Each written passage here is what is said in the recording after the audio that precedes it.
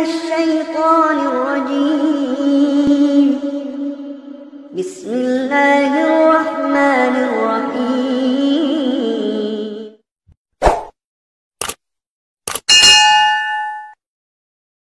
Bersaksi cinta. Assalamualaikum warahmatullahi wabarakatuh. Tidak ada satupun manusia normal di bumi ini yang ingin kehidupan keluarganya hancur berantakan.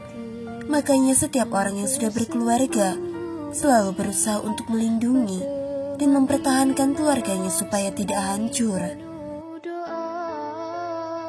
Di antara usaha setan yang paling dahsyat untuk mencapai dan merealisasikan hal itu adalah memisahkan seorang suami dan istrinya, menumbuhkan kebencian setelah kecintaan, menanamkan rasa jauh setelah dekat, dan merusak hubungan baik antara keduanya.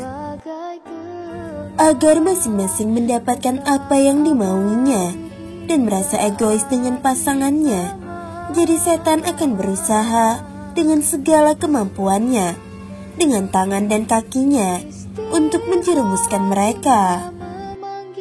Dari Jabir radhiyallahu anhu diriwayatkan bahwa ia berkata, Rasulullah SAW bersabda, sesungguhnya iblis meletakkan singgasananya di atas air, kemudian dia mengutus bala tentaranya. Maka yang paling dekat kedudukannya dengan iblis adalah yang paling besar menebar fitnah. Salah satu dari mereka akan datang lalu berkata, aku telah mengerjakan demikian dan demikian. Iblis berkata, kamu belum mengerjakan sesuatu. Perawi berkata, kemudian datang lagi salah satu dari mereka dan berkata, aku tidak pernah meninggalkannya hingga aku mampu memisahkan antara dirinya dengan istrinya. Perawi berkata lagi, akhirnya dia didekatkan kepada iblis. Lalu iblis berkata, bagus engkau.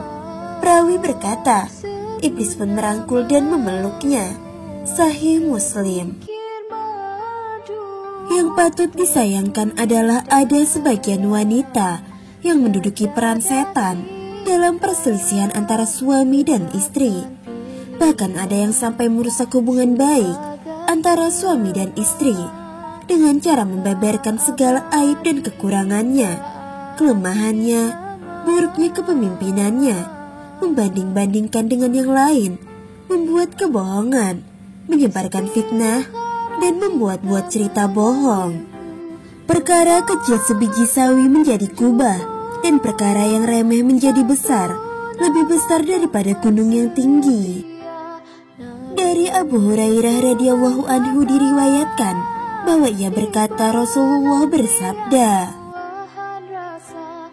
bukan termasuk golongan kami seseorang yang menghancurkan hubungan baik antara istri dengan suaminya atau antara seorang budak dengan tuannya. Hadis riwayat Abu Daud. Hadis di atas menunjukkan bahwa merebut atau merusak hubungan antara istri dan suaminya atau sebaliknya, merusak hubungan suami dengan istrinya tidak dibenarkan dalam Islam. Bahkan Rasul mengancam bahwa orang yang merusak pasangan suami istri itu sebagai bukan bagian dari Islam. Jangankan merebut suami atau istri orang lain, meminang pinangan orang lain saja tidak diperbolehkan. Rasulullah melarang seorang laki-laki meminang pinangan orang lain, kecuali kalau sudah jelas laki-laki tersebut sudah memutuskan pinangannya. Hadis riwayat Ahmad. Pelakor dianggap sebagai perusak rumah tangga orang. Perbuatan tersebut bukan perbuatan yang terpuji, bahkan sangat buruk, sehingga pandangan masyarakat terhadap pelakor juga merupakan pandangan negatif. Setiap perbuatan pasti ada balasannya, baik itu kebaikan maupun keburukan, termasuk perbuatan merusak rumah tangga orang yang dilakukan seorang pelakor. Tentu ada perhitungan balasannya. Orang-orang menyebutnya sebagai karma, namun dalam Islam, perbuatan jahat tentunya akan berbuah dosa. Lalu apa sajakah dosa yang didapat oleh seorang pelakor? Temukan jawabannya dengan tonton video ini sampai habis.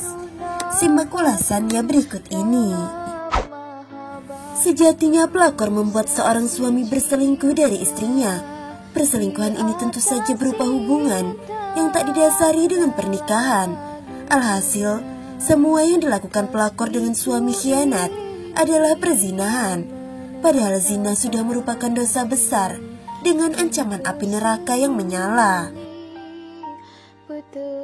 Perlu digarisbawahi bahwa zina bukanlah terbatas makna berhubungan intim antara wanita dan pria tanpa ikatan pernikahan, termasuk dalam zina yakni menikmati dan memandangi wajah non-mahram, berpegangan tangan berduaan, bahkan termasuk pula mengobrol dan chat mesra. Semua itu masuk dalam kategori zina. Hal ini sebagaimana hadis dari Abu Hurairah, Rasulullah bersabda, sesungguhnya Allah menetapkan bagian zina untuk setiap manusia.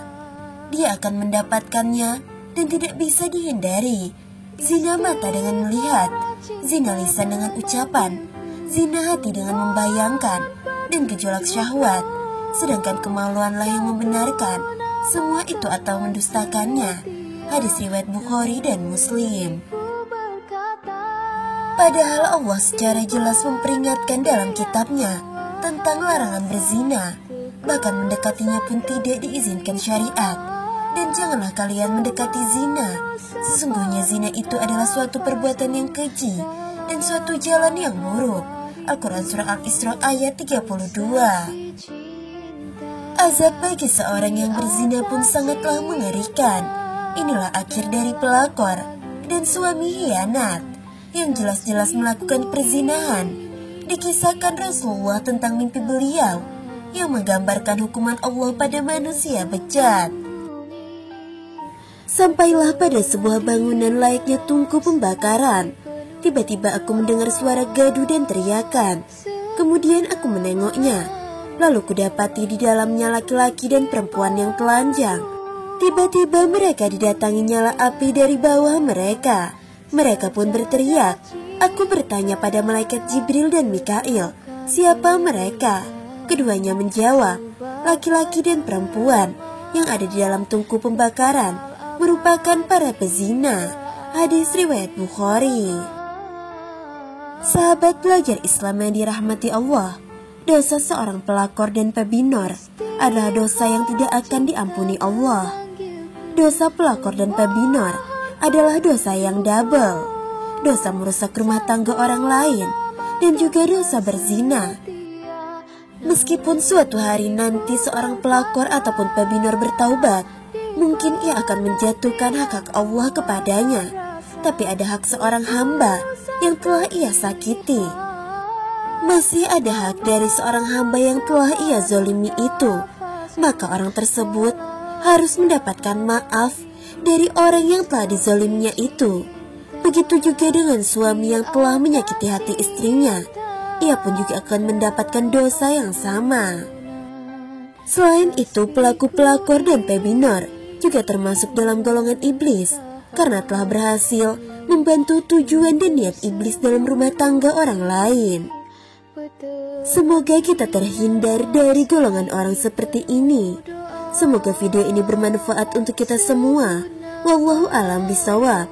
Wassalamualaikum warahmatullahi wabarakatuh. Tertulis dalam sajadah cinta, tetapkan pilihan sebagai